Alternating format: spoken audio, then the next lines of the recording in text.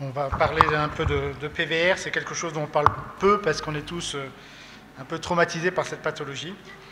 Alors qu'est-ce que la PVR? C'est vraiment un processus complexe, excessif, survenant sur, sous et aussi dans la rétine. Et ça, c'est un peu une nouveauté, c'est que initialement, les classifications faisaient état vraiment que des problèmes épirétiniens qui nous posent tant de problèmes chirurgicaux, mais c'est une maladie plus globale. Et en fait, l'initiation du mécanisme n'est pas parfaitement élucidée entre les changements morphologiques d'une rétine décollée et la PVR. Il y a un continuum. On ne sait pas exactement ce qui fait basculer la chose vers la PVR, hors certains facteurs de risque, et puis également un terrain génétique qui a été retrouvé. Alors, la PVR est favorisée par des phénomènes d'apoptose, liés à l'ischémie des photorécepteurs lorsque la rétine est décollée, et puis des phénomènes inflammatoires liés à la rupture de la barrière hématorétinienne. Donc, un des premiers signes, c'est dès le premier jour, il y a une hypertrophie des cellules de Müller qui ont tendance à s'étendre, notamment vers les couches externes. Alors, une fois que l'épithélium pigmenté est exposé, puisque la rétine n'est plus à plat, aux facteurs sériques, des cellules peuvent se détacher. Et dès qu'elles sont détachées, il n'y a plus le contact intercellulaire qui est si important. Et on parle de transition épithéliale mésenchymateuse, c'est-à-dire qu'elles se transforment. C'est un processus qui est bien connu en cancérologie. Et une fois qu'elles sont transformées, elles se dispersent, migrent et prolifèrent dans la cavité vitréenne, ce qui donne ensuite le tableau bien connu. Mais tout ce processus n'est pas visible initialement et c'est difficile de prévoir juste sur un décollement de rétine, de savoir si la personne va faire vraiment de façon excessive ses réactions cicatricielles ou pas. Alors il n'y a pas que les cellules de l'épithélium pigmenté, mais aussi les cellules gliales et les macrophages qui peuvent se multiplier et migrer. Donc cette transition mésenchymateuse a été prouvée sur des cultures de cellules de l'épithélium pigmenté. Et bien, lorsque c'est en couche et qu'elles ont un contact, elles gardent un contact, c'est comme un épithélium pigmentaire normal. Par contre, lorsqu'elles sont isolées, elles perdent leur capacité de phagocytose, leur polarité, elles expriment d'autres protéines à leur surface et acquièrent une morphologie fibroblastique. Elles prolifèrent et migrent. Ça donne le tableau classique des cascades avec beaucoup de facteurs de croissance qui sont présents dans le vitré et ça va entraîner la prolifération vitro-rétinienne, bien connue avec des stades différents. Alors, Pastor a fait un excellent papier en 2015 et où il rappelle, il a fait des classifications pour savoir quel était le facteur de risque pour avoir une PVR. Alors, il y a effectivement les facteurs de risque qu'on va voir cliniques, mais il y a surtout des facteurs de risque génétiques. Et en analysant les différentes molécules largement impliquées, comme le TGF-bêta, le TNF-alpha, le SMAD7 qui régule aussi le TGF, il a vu selon les allèles de grosses différences et il pouvait prédire avec une assez bonne fiabilité le profil génétique et le risque de PVR que ça entraînait. Alors évidemment, ce n'est pas fait en pratique courante, mais plus tard, s'il y a vraiment des traitements efficaces de prévention, je pense qu'on pourra éventuellement cartographier les gens pour savoir s'ils peuvent bénéficier de ces traitements. Bref, tout ça, ça donne globalement des tableaux de PVR bien classiques, avec ces déchirures, ces bords enroulés, ces nœuds de rétraction, et cette espèce d'allure d'épaississement de la rétine liée à ces membranes. Ou alors, ça peut donner aussi des tableaux post-opératoires. La PVR est aussi très souvent dans notre pratique en post-opératoire, puisqu'on opère souvent les gens avant qu'ils aient finalisé leur tableau de PVR, et on peut avoir des grosses rétractions comme ça. Alors, depuis 1983, il y a eu beaucoup de classifications, on le sait, qui sont plus ou moins utilisées en fait. Globalement, les chirurgiens disent, oui, il y avait une PVR, une grosse PVR, une petite PVR, et en fait, on ne les classe pas beaucoup en pratique courante. Pourquoi? Parce qu'il n'y a pas de traitement, donc il n'y a pas d'indication spécialement à utiliser un traitement particulier pour une PVR.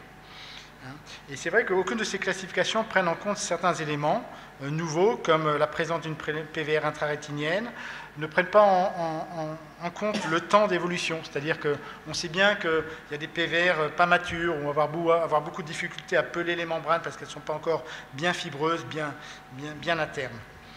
Mais c'est vraiment important de voir dans le futur, il y a des gens, notamment Pasteur, qui travaillent là-dessus, pour avoir une classification qui permettra une évaluation clinique lorsque les nouvelles molécules viendront, dont je vais parler. Donc l'épidémiologie, on le sait, globalement, c'est 5 à 10% des décollements de rétine. Il y a donc un facteur génétique certain, et puis évidemment des facteurs de risque. Il n'y a pas de prédilection homme-femme, ni raciale, a priori. On peut faire des PVR vraiment à tout âge, même si on sait que chez le jeune, c'est un peu plus explosif. Alors, il y a les facteurs de risque qui sont oculaires, propres, qui sont évidemment non modifiables. C'est le tableau initial. Est-ce qu'il y a une hémorragie, des grandes déchirures géantes, évidemment une inflammation. Hein. Lorsqu'il y a déjà tous les facteurs de croissance dans une uveites et que ça décolle, les résultats sont assez désastreux. Et le décollement choroïdien, mais qui est aussi un signe d'inflammation également. Et puis il y a les facteurs de risque chirurgicaux qui, eux, sont, on l'espère, modifiables. C'est sûr qu'il faut être le moins iatrogène possible en choisissant la meilleure technique adaptée au cas. Éviter les cryopexies excessives initialement, surtout si la rétine n'est pas à plat, pour ne pas balancer des cellules épithéliales partout dans le vitré. Et puis un des facteurs, mais bon, ça on ne le fait pas exprès, c'est l'échec de chirurgie précédente, qui est un gros facteur de risque de PVR futur. Alors pour la prévention, on a essayé vraiment beaucoup. Les anti-inflammatoires, puisqu'on a vu qu'il y avait une composante inflammatoire importante, les antinéoplasiques pour éviter la prolifération, les antifacteurs de croissance, les antioxydants. Donc je ne vous ai pas ressorti toutes les études, mais elles sont très très nombreuses. Et globalement, rien ne marche vraiment réellement pour l'instant. Les meilleurs résultats, c'est peut-être un tout petit peu moins de réintervention, mais il n'y a pas d'amélioration visuelle ou fonctionnelle. Donc là, les nouvelles études qui sont en cours vont plutôt vers la neuroprotection, avec comme candidat la simvastatine, la mélatonine, et puis d'autres produits. Et avec probablement des traitements combinés, et si possible, en fonction du facteur génétique plus tard. Alors, quelle en est la prise en charge aujourd'hui qui est assez théorique, elle est simple. Hein. Pour l'instant, on continue à fermer les trous, à relâcher les tractions, avec des techniques de pelage, épi sous-rétinien, des rétinotomies quand vraiment la rétine ne retrouve pas sa souplesse ou qu'on est sur une base du vitré très contractée. Et puis, il reste aussi, pour relâcher les tractions, des techniques d'indentation. Donc, juste pour vous montrer... Souvent, on ne filme pas beaucoup les PVR parce que c'est souvent des gros chantiers. Donc, on a la flemme et puis on est parti dans notre truc. Donc, globalement, il y a plein de techniques différentes. Hein. Souvent, il y en a qui vont au crochet, d'autres directement à la pince. Là, il y a un gros nœud sur une arcade. Donc, on essaye de le fendre pour avoir un plan de clivage. Donc, on prend une petite aiguille retournée. On aimait bien les crochets en 20 gauche, mais maintenant qu'on est en 25 gauche, on est obligé de faire nos outils un peu nous-mêmes. Voilà, donc après on arrive et puis on tire sur le dos. Le but, c'est d'enlever tout ce qu'on voit. Le problème, c'est ce qu'on ne voit pas et qui va proliférer ou continuer à proliférer. Et le problème d'opérer un patient qui n'a pas encore une PVR mature, c'est que le fait simplement de réopérer, vous allez de nouveau stimuler une inflammation et accentuer la prolifération. Donc c'est difficile de trouver le bon timing parce qu'en même temps on est coincé, laisser une rétine décollée plus d'un mois, on sait que c'est pas très bon au niveau des photorécepteurs et de leur apoptose. Donc le tout c'est de trouver. Alors on peut céder des colorants pour enlever la limitante, etc. Tout est possible, mais quand on y va doucement et sûrement, généralement on arrive. Et puis quand on n'y arrive plus, après avoir enlevé tout ce qu'on voulait, on fait évidemment des rétinotomies. Voilà, donc ça, on va passer. Alors voilà, c'était pour montrer quelques cas. On arrive, alors il faut se battre, il y a les PVR qui ne sont pas encore trop sévères comme ça, où on peut arriver à avoir, simplement en pelant, et sans faire de rétinotomie, avoir des résultats qui sont corrects, comme ici. Un autre cas, c'est un myope fort de 25 ans qui avait une cataracte blanche opérée en mars, en 2 temps, parce qu'il avait une luxation. Donc on le voit avec un DR bulleux, on voit très mal, il y a une inflammation. L'autre œil montre qu'il était effectivement myope. On voit en échographie la longueur axiale importante, mais une longueur axiale de 24 mm alors qu'il était à moins 25. Donc on se dit, oulala, il est déjà en phtise. Alors sur ces cas-là, on se dit, qu'est-ce qu'il faut faire?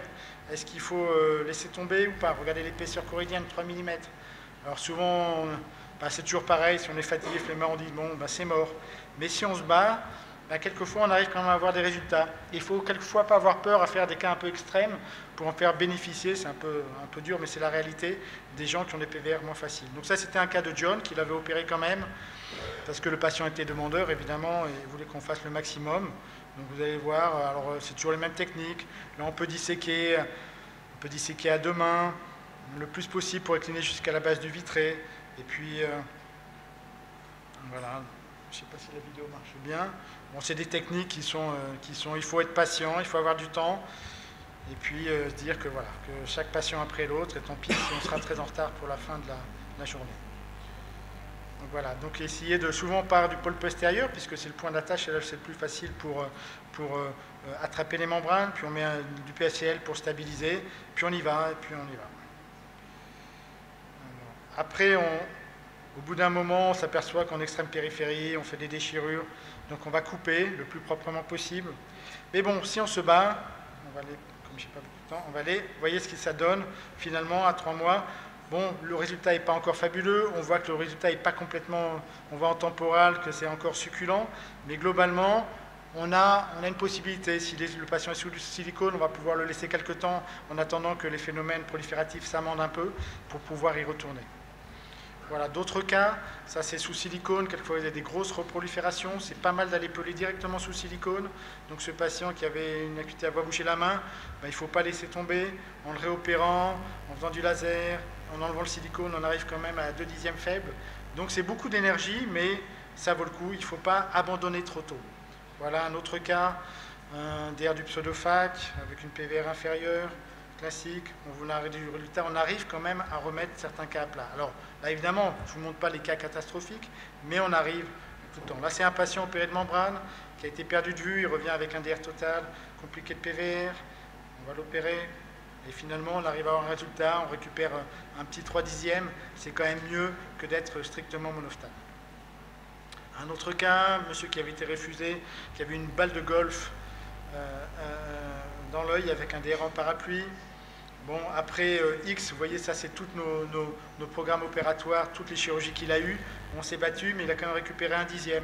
Donc il ne faut pas abandonner trop tôt la bataille. Ça, juste un petit cas. On peut maintenant avec le laser YAG, quand il y a des petites tractions antérieures sur le bord d'une rétinotomie, les ouvrir avec les nouveaux lasers YAG assez facilement. Ça évite une chirurgie. Voilà. Bref, en attendant le Graal pharmacologique qui nous permettra d'éviter cette complication redoutable, qui sera certainement ciblée en fonction du profil génétique, et ben, la meilleure chose pour l'instant, c'est de le gagner du premier coup. C'est ce que disait au dernier Club Gonin Steve Schwartz en aparté. Je vous remercie.